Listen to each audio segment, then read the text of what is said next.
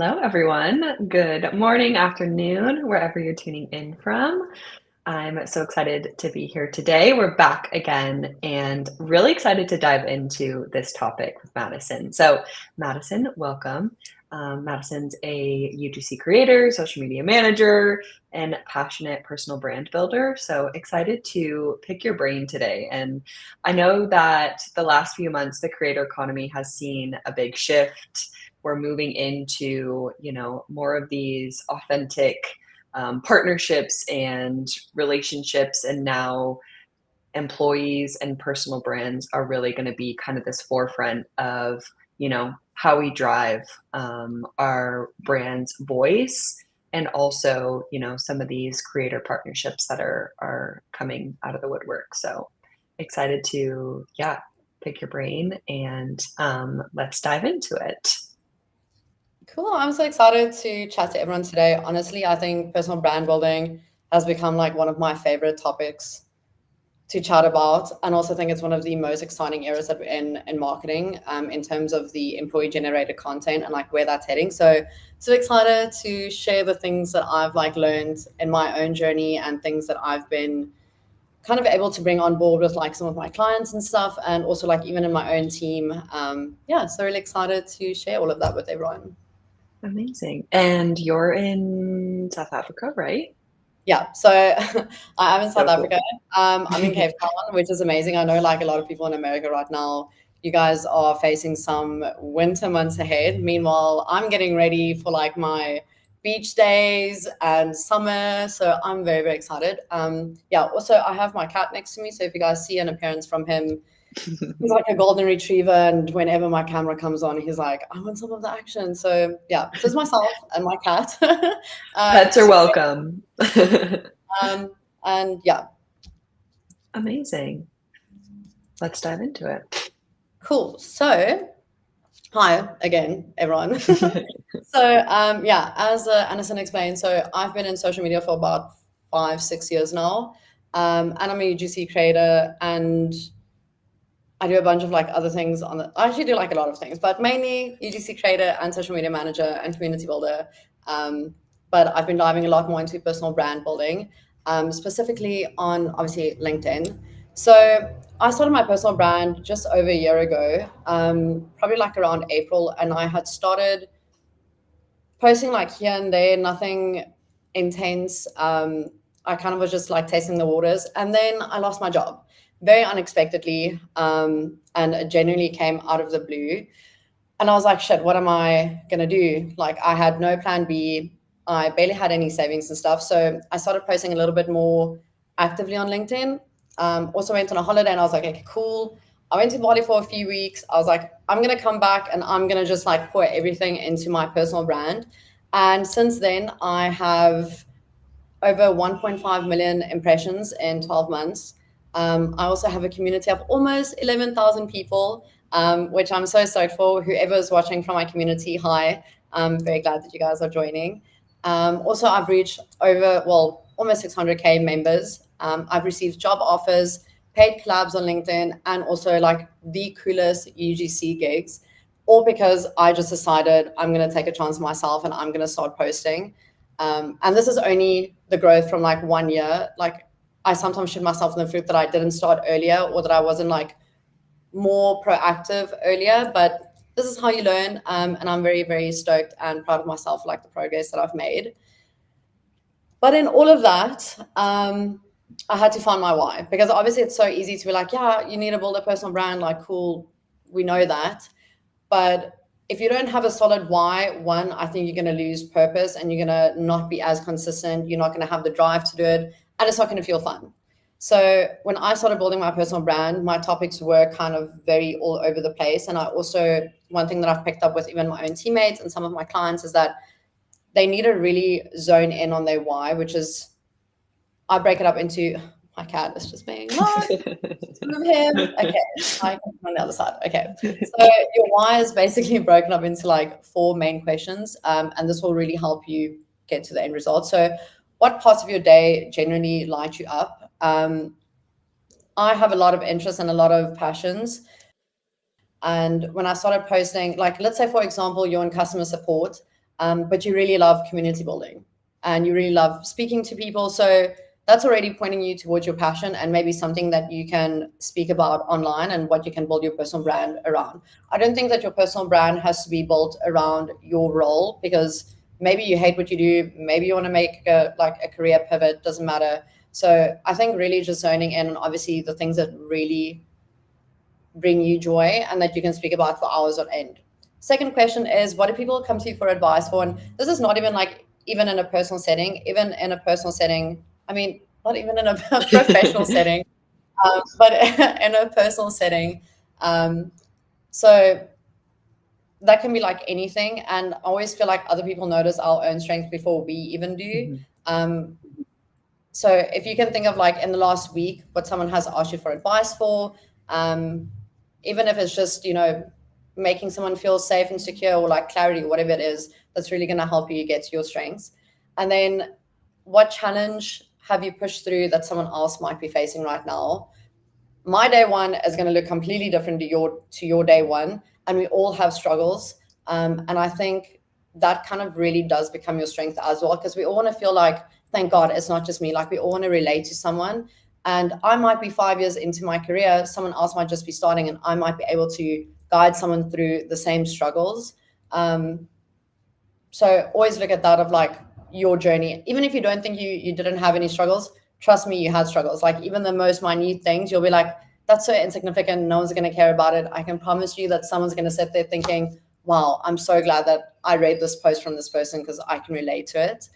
And then the last question is, what are your basically your beliefs, and how you create, lead, or communicate? Basically, this is your values. So for example, I really value authenticity, and I really try and create from a place of honesty, and I want to make people feel seen and understood. So that really pulls in heavily throughout all of my content.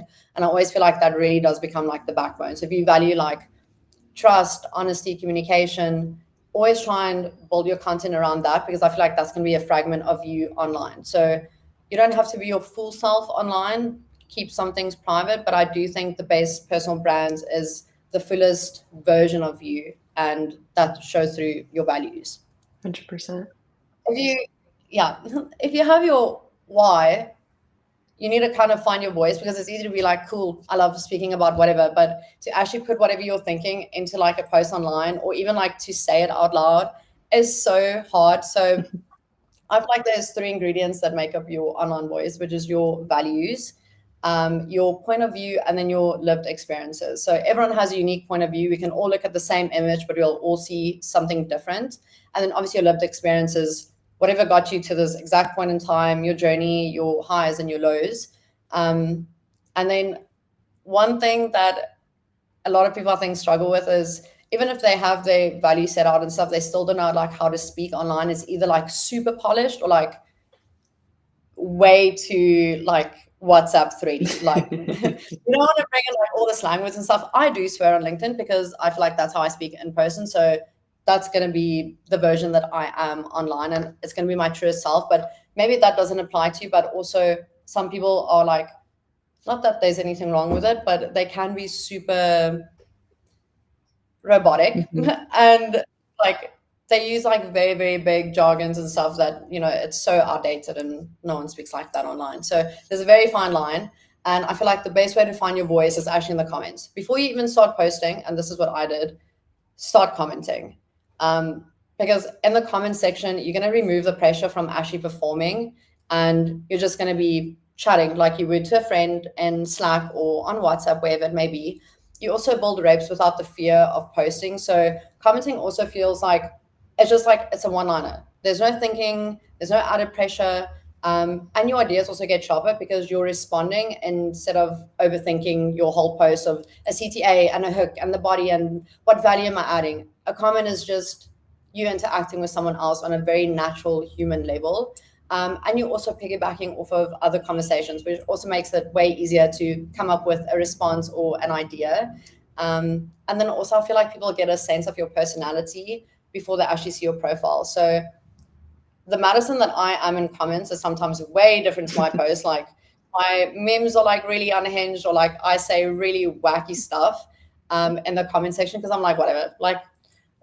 That's People are going to where interact. yeah, that's where the real conversations are thriving though, and that's where, like you said, the Slack messages, the WhatsApp messages, like, that's where your personality comes to life, and I've even had, if I've dropped a one-liner or something that's not even that, like, significant, I've had people like, "Oh, I wanna connect with you because you interacted with a post that I really resonated with." Like, people are now trying to find their community, and that community is built in the comment section. So I think that removing the pressure, easier said than done, right? Like, even in the comments, sometimes I'm like, what else do I have to add? But if you really try to remove that pressure and look at it more as, I'm trying to support this person, I'm trying to find, similar like people, then it does help kind of just, let go of that, like, anxiety of, "Oh my gosh, what is someone gonna think?" It's like, "Well, this is what I think, and this is my personality, so I'm just gonna send it." That's literally what it is. I also think like sometimes I even have that. I think we all have that when you're commenting and sometimes you're like, you really want to sound smart, or like Yeah. it's a really like value added post and you want to like add something, worthy to it, but you're like, dude, I don't know. So if you don't have anything to say, don't. Mhm. Like, don't feel pressure to comment, but find posts that are like, if someone like maybe posted a meme or something, start with those, like the really low effort ones where don't just say, oh my gosh, love this, because that's also, we see a lot of that. Try and just be your most authentic self in the comment section. Mhm.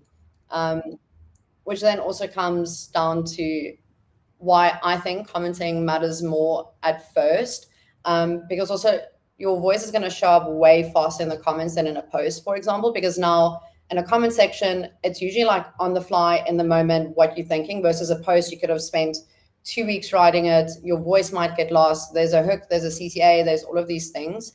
And then also I feel like your point of view grows a lot quicker when you're responding versus when you're trying to invent ideas from scratch. And then also comment section is a place where you're allowed to be imperfect and people will love you even more for it. Like obviously if you share unhinged stuff in a post, that's cool. But I feel like in a comment section, that's really where you're gonna find like your LinkedIn friends and your community. And people are gonna start being like, oh yeah, that's the girl that like left this really funny comment or whatever it may be.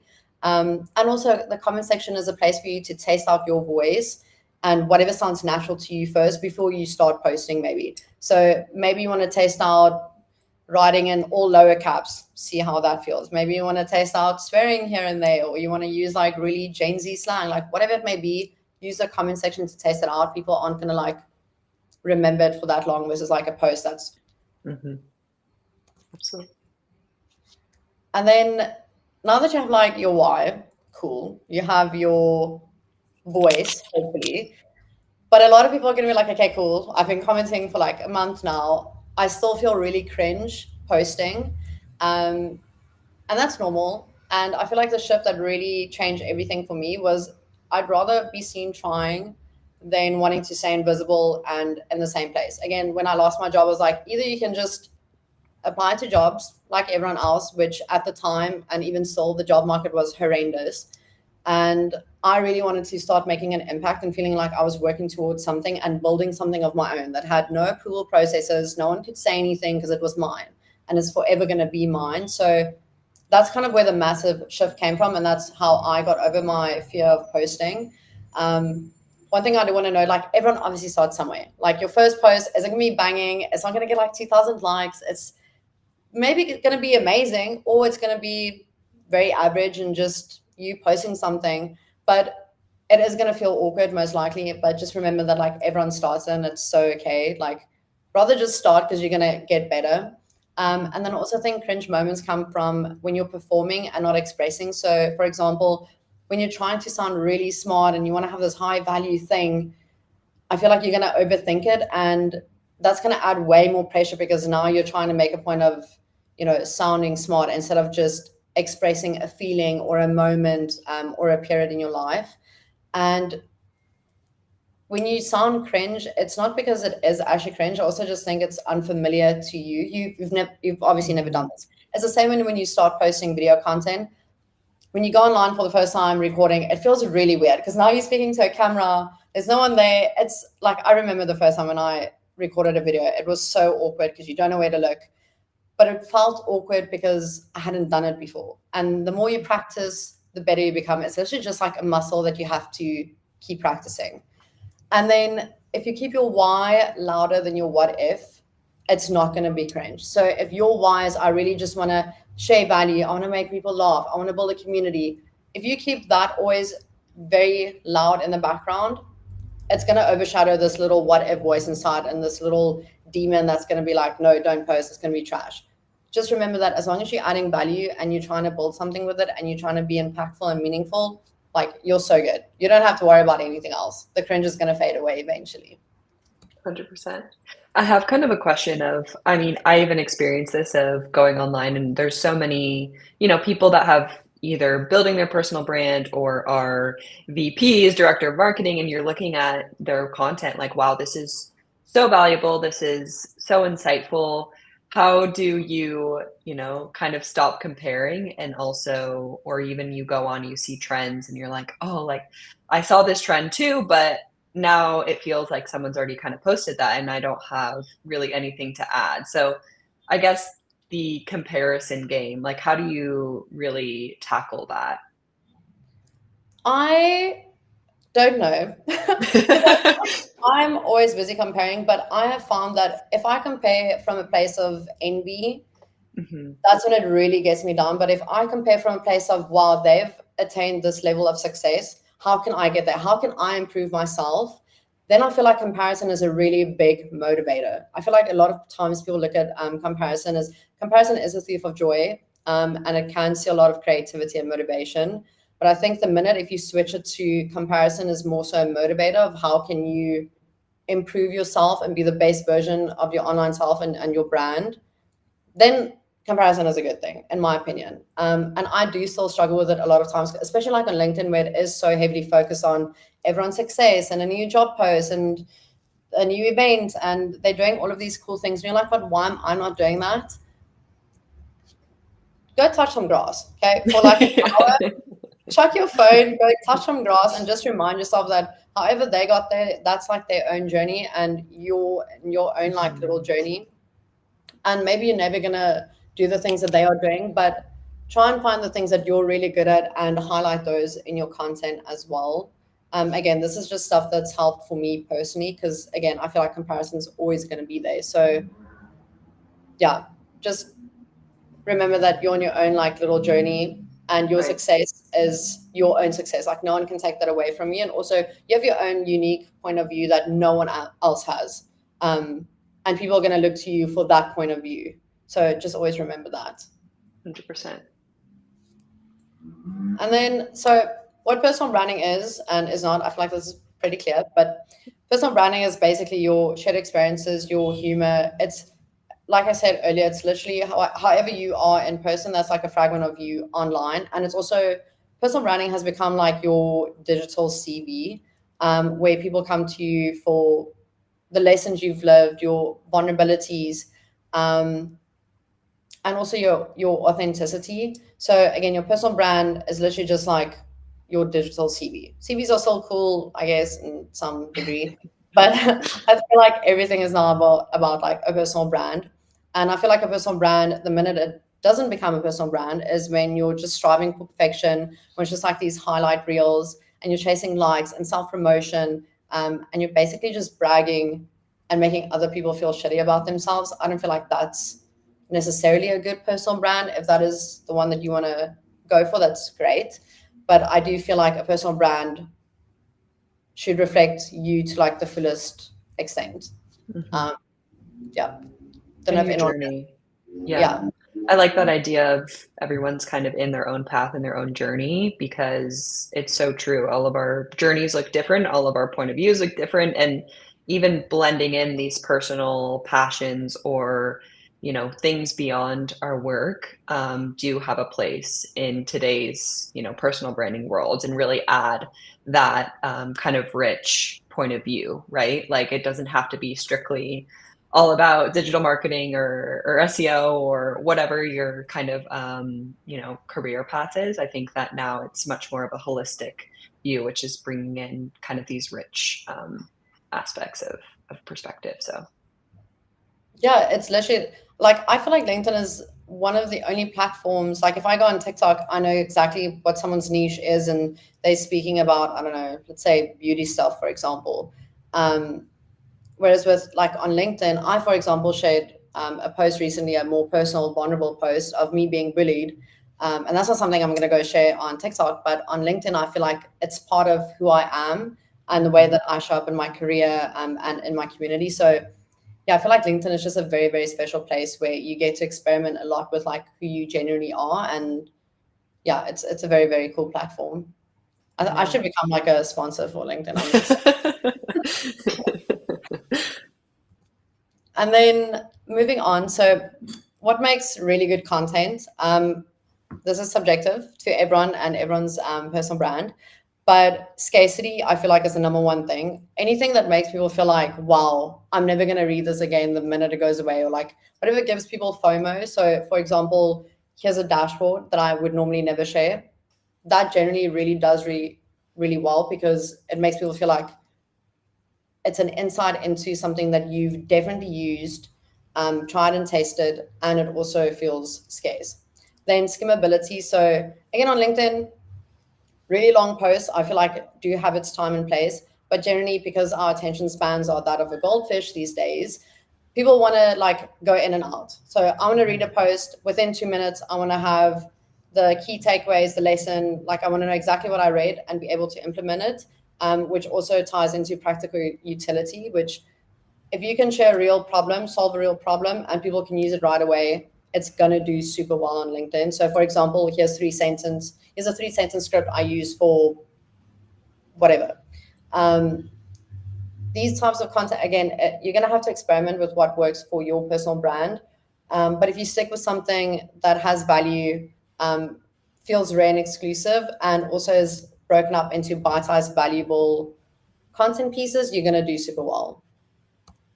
I think that's where the data and also the comments, diving into those metrics and getting that view of what's working well will also help, make the content creation process easier and your kind of strategy and your voice more honed in because you're like, okay, this posted really well. You can dive into why, you can look at the comments of what other people are saying, what kind of their discussions were. I know that's, helped a lot of just having more of that clear path instead of being like, okay, what even do I create? What, is my content good? Like really use the data to kind of drive your strategy and move forward. Yeah, I also think like especially if you're starting out, like taste whatever, taste everything, taste Mhm. long posts, taste short posts, taste stuff that's like super bullet point. Like I'm still even tasting to this day because 1 month all of my shorter posts will do super well. Then the next month, the longer, like it really just goes up and down with what people want. So just taste everything and find whatever feels comfortable and achievable for you. Mhm. That's like the main important thing. Then high impact content. Storytelling frameworks, BTAs, and opinions. So, storytelling is basically the moments that shaped you, your career journey, things you learned at work and stuff. Basically, anything that makes people feel. And these generally go like super specific. For example, the vulnerable post that I shared about me being bullied and how I got here and whatever, that makes people feel something because I'm sure a lot of people maybe related to that. A lot of people maybe were also bullied when they were younger and stuff. So that's basically what I mean with storytelling type content. Then frameworks is basically you thinking out loud and sharing like your best practices and stuff, which is basically just your usual sexy, smart, loud self, sharing whatever tips and best practices that you've picked up in your own career. And that's also going to be way better than whatever like motivational quote. Like, yeah, BTS content also always does well because people want to know exactly like what goes on in your day-to-day life, what goes on behind the scenes of your role at your company, the projects that you're working on, or even like if you were invited to a PR event, what does that look like actually? Because we always see like the highlight reels, but people really want to dive into the behind the scenes things. And then opinions. We all love a little hot take moment on LinkedIn. And the more unique your point of view is, the more high impact the content is going to be because it's so easy to have the same opinion as everyone else. But if you can share something that's really, I'm not saying be super controversial. If you want to be, that's also great. Um, but yeah, it doesn't have to offend someone. But if you just have a really unique point of view and like this is your stance on something, they always do super well because people want to hear from like different takes instead of just like reading what the masses is saying. And people want to be different. People want to follow people that are different as well and that have different opinions. So yeah, just lean into that. Mhm. Okay, and then the era of employee generated content, which is a super fun era to be in. It's something that has boomed over like the last 3 years or 2 years, even more. And I think just moving into 2026, I think EGC is going to just explode and maybe, especially like on LinkedIn, even overtake UGC type content.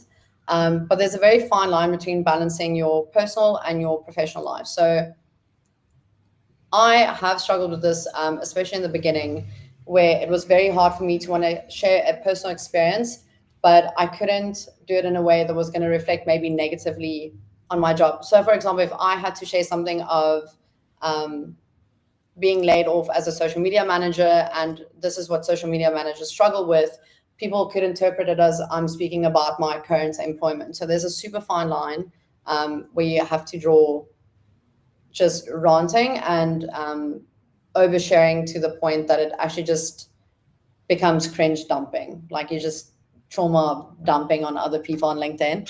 So there's a 3 lanes framework that I feel like generally works really well, which is your professional takeaways, your relatable human moments. So try and keep it light. We don't want to go into like there's new outlets to read the heavy stuff. Like Mhm. I don't feel like your personal brand should be that. I feel like you should always want to obviously add value to people's lives instead of just dumping. And then also just your legacy. What do you want to be known for as your personal brand? So the vulnerability rule of thumb is to share scars, not open wounds. Mm. Again, time and place for everything. But yeah, I feel like I love that. tasteful storytelling, basically sharing a past challenge with like a clear lesson. The minute that you're just sharing something and there's not even like a clear lesson or like something valuable for someone to take out of it, that's probably your indication that you're just like dumping your struggles onto someone that's like reading your content. Okay, so why EGC wins? Again, UGC, user generated content, is not going to go anywhere. It will always be there. But with employee generated content, we're really seeing the shift of it feels like someone's letting you inside the organization, inside the product, inside the brand. And we all know that people trust people. We don't trust brands. I'm not going to follow whatever logo told me to do, but I might go follow what Anderson just said because I know her and I trust her content. And it's now also a face, not a logo anymore. So Mhm. EGC basically gives context, credibility, and a lived experience. UGC, why I think it might also take a little bit more of a backseat is because it still feels a little bit scripted and forced to like a degree. So there's still like an approval process with UGC content, whereas with EGC, people are sharing their wins at work. Like that's not going to be scripted because you can't script a win. You might script the way that the post is written, but the moments are going to be real and it's going to be lived experiences. And that's why I think EGC is just going to dominate even more coming into the new year. So how can we then empower our teams and even yourself? So if you're a social media manager and you're like, dude, I want to run an employee generated program for my company, cool. I feel like there's a very specific, well, not specific, but people obviously don't know how to post online. So I feel like the minute that you give them freedom and guardrails, they'll be more consistent. So one, teach them tone. Don't give them templates. If templates works, that's great. But what I have found really works is to give people prompts, so kind of guiding questions so that they can start with a story because it's very hard to start from like nothing. So if you give people a prompt like, let's say, share a win for this week, they're gonna naturally write instead of just reading a script. Celebrate internal wins publicly. we do that a lot with my team as well. And I've started doing it on our brand page as well, is to just kind of share the wins. Even if it's a personal win, like people want to again connect with other people. So the minute that you just spotlight your team members, your colleagues, like they're gonna feel like, well, I do want to show up online, because if you think I'm winning, I want to show people that I'm winning. And then, sorry, this thing was loading. Okay. and then give context and not control. So you want to explain the why so that it feels aligned and like not monitored. So tell people the goal of like building a personal brand and why employee generated content is winning. Because I feel like the minute you tell them to do something, like I'm not going to tell Anderson you have to post every day 8 p.m. You're probably going to start feeling like, I don't want to do that. But if you explain the why of like, okay, but if you show up consistently, you're going to build a better community, you're going to improve your content writing, and you're going to build your personal brand, you're going to be like, yeah, okay, I get the why now. I'm going to show up every day consistently. And then also if you share content internally, so I often share like examples, even my wins, content that I really love online from other creators that also gets like inspiration going. And it also like reduces that hesitation a little bit. And then also just remove the red tape. Like you've obviously hired people to do a certain job. I feel like you should trust them enough to post online without derailing your brand or a company page. Again, the fewer approvals there is, the more authentic content is also going to feel. Like I feel like just let people, give them the free reign, because I've also found that a lot of people who want to start posting online, they don't want to post about their job because they actually have a passion in something else. So if you allow them to post about what they're genuinely passionate about, they're going to show up consistently. So that's kind of what it means with removing the red tape, is letting people post about what they are most passionate about. Yeah, I think that goes well into this idea of burnout, right? Like the kind of word burnout has been brought up a lot of, social media managers feel burnt out. And kind of what would you suggest for, full-time employees, whether they're trying to kind of show up as their personal brand or kind of building that EGC? Any tips, I guess, for kind of balancing and trying to stay away from that burnout? I think what changed for me was being very passionate about the thing that I'm speaking about online, because Mhm. my personal brand has become like my outlet as well. Like, because it's mine, there's no approval processes. Like, no one's ever going to be able to take that away from me. It made me want to show up more consistently. Mhm. When I was feeling burnt out in my job, I would turn to my personal brand because that was my outlet. I can vent about it. I can get new ideas. I can build a community. I can make friends online. And that's really what's helped me avoid burnout, actually. So I feel like the minute, if you don't have a super strong passion in the thing that you're speaking about online, you probably are going to hit burnout, because it's going to start feeling like a chore and a second job. But really, you should just see it as like an outlet, and it's your thing that you're building for yourself, instead of, yeah, just seeing it as you have to show up every day, 8 p.m. to post something. Right. And then also to set aside like time where you work and time where you build your personal brand. So for me, that's every morning when I'm still in bed, I'm like, I'm going to go on LinkedIn. Like that's what I love Mhm. doing when I wake up.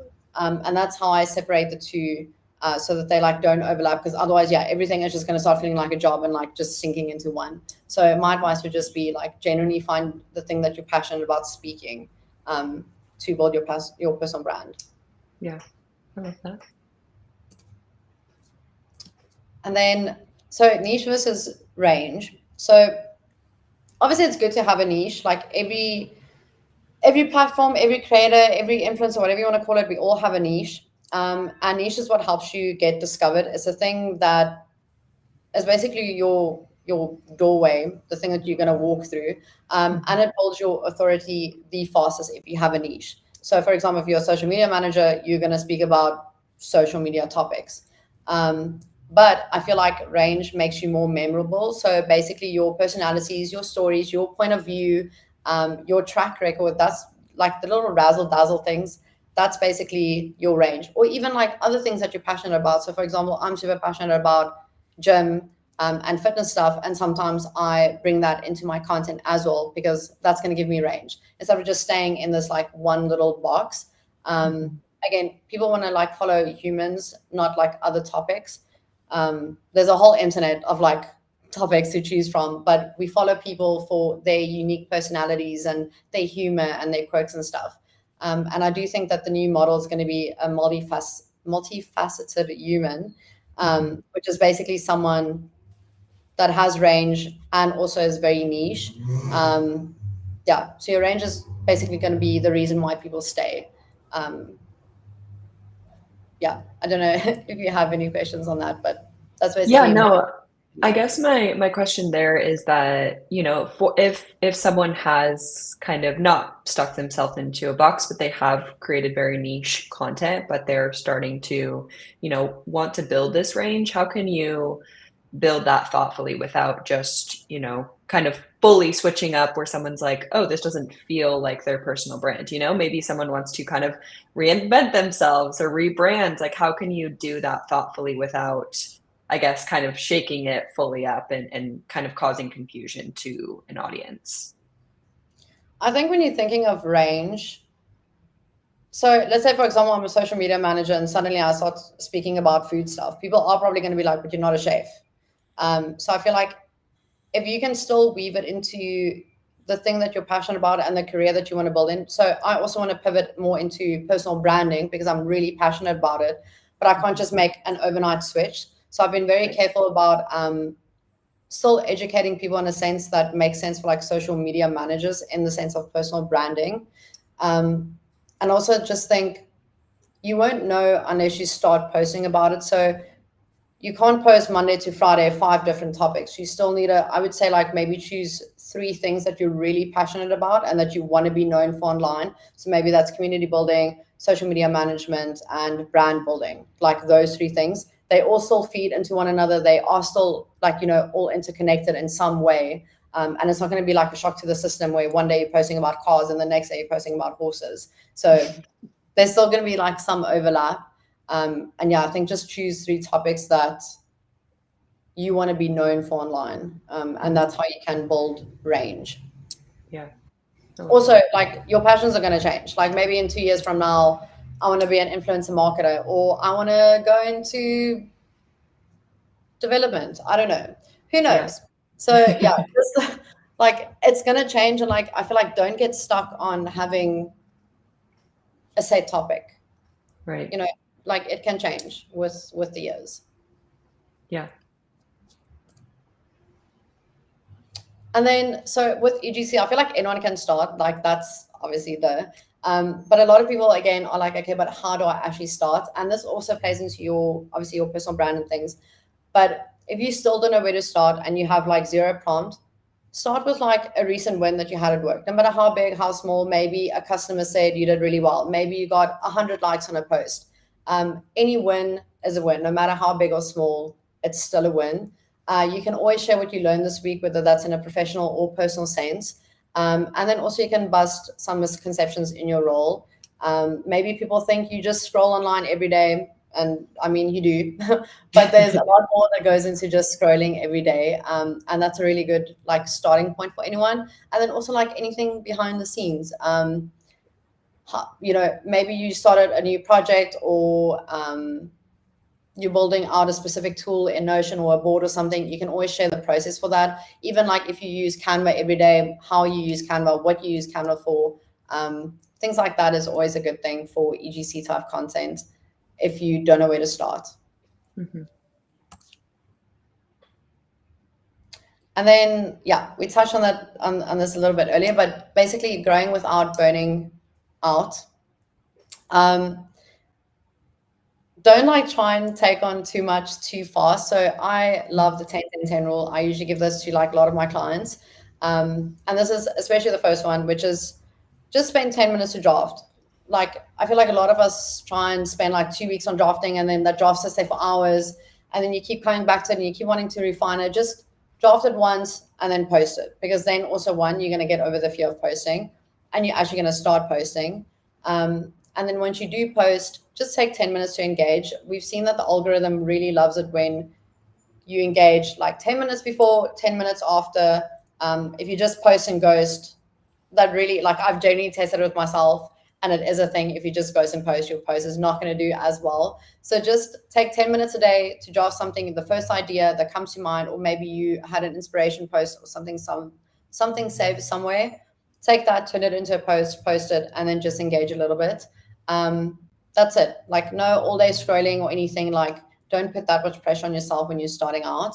And then also batch create your content. I'll sometimes spend a whole Sunday because the ideas are just flooding me, and I'll spend a whole day batching 7 days worth of content. And that really works for me. Also, I'm very much in the habit of engaging when I'm posting, and I'm basically online like all the time. So I don't have the problem of forgetting about a post. I know some people will schedule something and then they completely forget about it. But I feel like batching just removes the pressure of when you have to post and consistently posting. And then also when you engage, do it with intention. So instead of just being like, love this, or, just some emoji, try and put some intent behind it, because real connections is what actually is going to build a community instead of just generic engagement.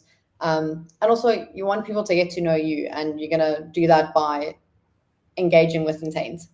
And then, yeah, protect your boundaries. Like, don't feel guilty or shame if you didn't get to posting for a day. Don't stay up till midnight replying unless you want to, unless that's fun for you. I personally, again, love LinkedIn, so I am a lot on LinkedIn. Even I found myself like at a festival and I'm like scrolling LinkedIn, and someone's like, "Why are you on LinkedIn right now?" I'm like, "You don't get it, okay? Just let me have my moment on LinkedIn." And then, yeah, LinkedIn is a tool. It doesn't have to be your whole personality, but a personal branding is honestly just going to benefit you in the long run. And again, it's something that you're building for yourself. See it as like a business that you're starting. It's your own investment into your own future and your own career. And it's only going to bring you more leverage, opportunities that you would have never thought of. Like, again, the job opportunities and the UGC roles that I've landed have all been thanks to my LinkedIn page. If it wasn't for that, God knows where I would be. Yeah. So I'm genuinely so thankful for like the community that I've built, and even like the friends that I've made through LinkedIn. Like, people that I've never met before have been so supportive, and I haven't found that on any other platform. So yeah, again, your personal brand is an investment into your future. I love that. I think that, yeah, thank you also for sharing all of this.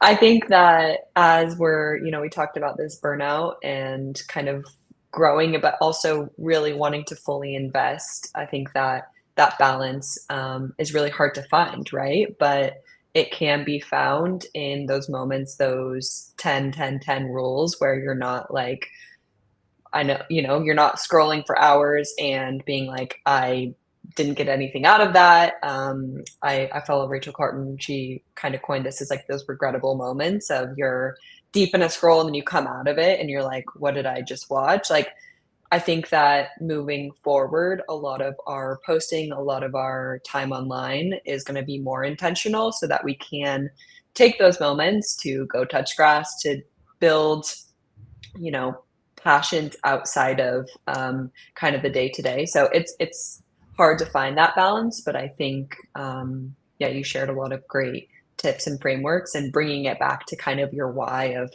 what are you passionate about. And if you don't feel as, if it starts to feel like a chore, then maybe start to take a step back and rethink kind of why it feels like a chore, and how you can kind of build that consistency without burning out or yeah, having it feel like it's a chore. Yeah, I also think like even the 10-10-10 rule has been, even for me at times, super, not exactly 10-10-10, but just Yeah.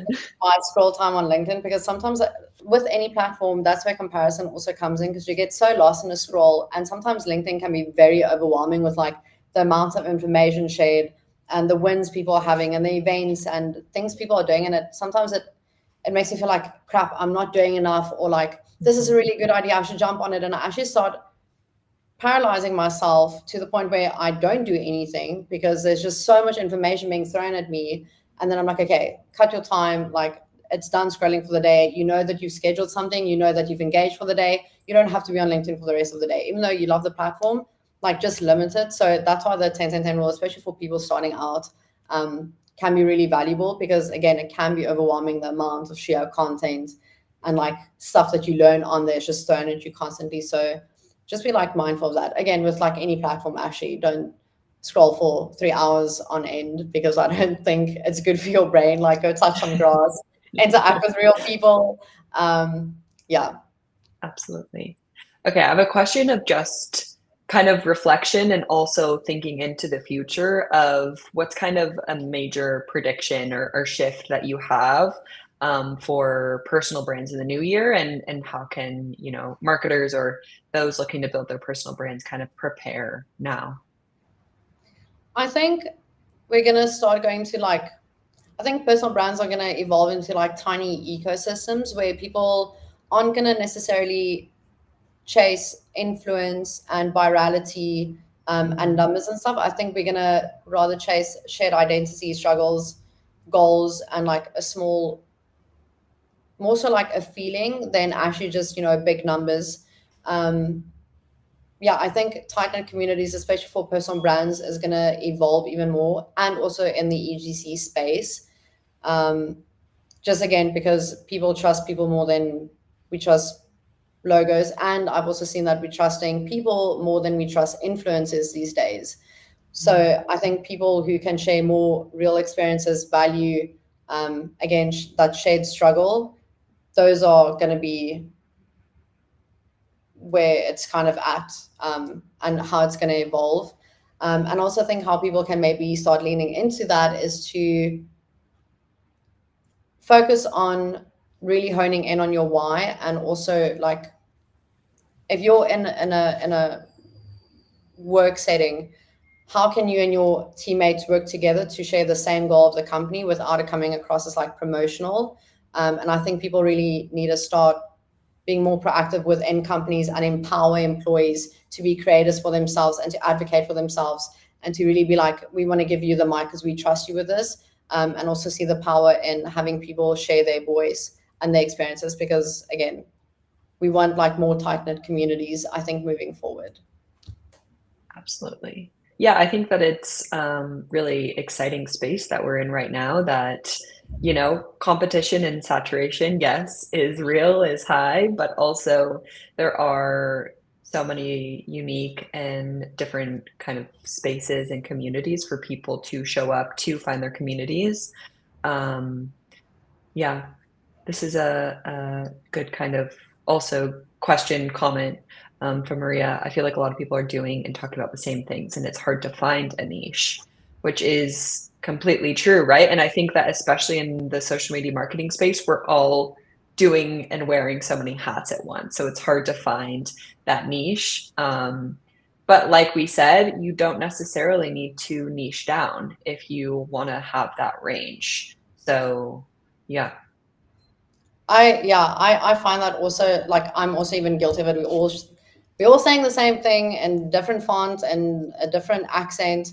We all basically are saying the same thing, and I think that's why like range really becomes so important in differentiating what you share versus someone else. Because again, it can be so easy to be like, this is my prediction, or this is what's trending right now. Because again, the internet is full of that already.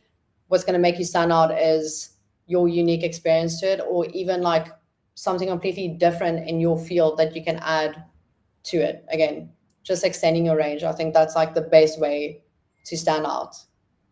Yeah. Absolutely. Amazing. Well, thank you so much for being here, for sharing your insights.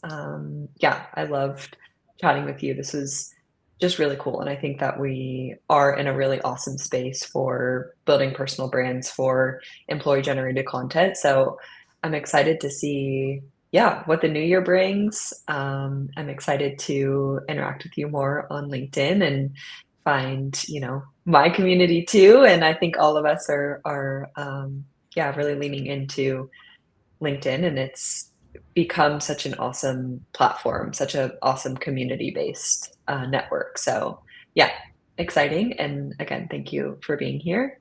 I'm going to share too a link in case I know we talked a lot about kind of the consistency piece and also even diving into data. I think that if you are going to really invest time in building your personal brand, you have to be consistent. But being consistent is hard if you have a full-time job and you can't always be online. So that's why, tools like Metricool are awesome to schedule content in advance and then also dive into kind of your metrics and numbers to understand what's working. It's really just going to give you a better guide of how your strategy is going, what's performing, and then also start to work in advance so that you aren't stressed about what to post every single day or have, that guilt, or just start to build that consistency. So if you want to try Metrical for free, then you can go to this link and sign up. And yeah, it was a pleasure to sit down with you and chat. I hope that you survive the heat. Yeah. It's Thank you crazy so to much. think Like that, it was so cool chatting to you and to everyone as well. And yeah, whoever is on LinkedIn, please like reach out to me. I yes, would love to chat to everyone as well on LinkedIn. yes, I'm going to share Madison's LinkedIn page as well. Go connect with her. She's amazing. As you were talking about kind of that post about your like being bullied and just these different topics, it's really cool to see. And I really applaud you for sharing that because it inspires me, it inspires other people that, the platform is changing and we can build personal brands that balance vulnerability with our wins, with our personal passions. So yeah, really inspiring. And everyone go connect with her. She's amazing. Thank you so much. I appreciate it. Thank you. Okay, we'll see you all next time. Thanks for tuning in.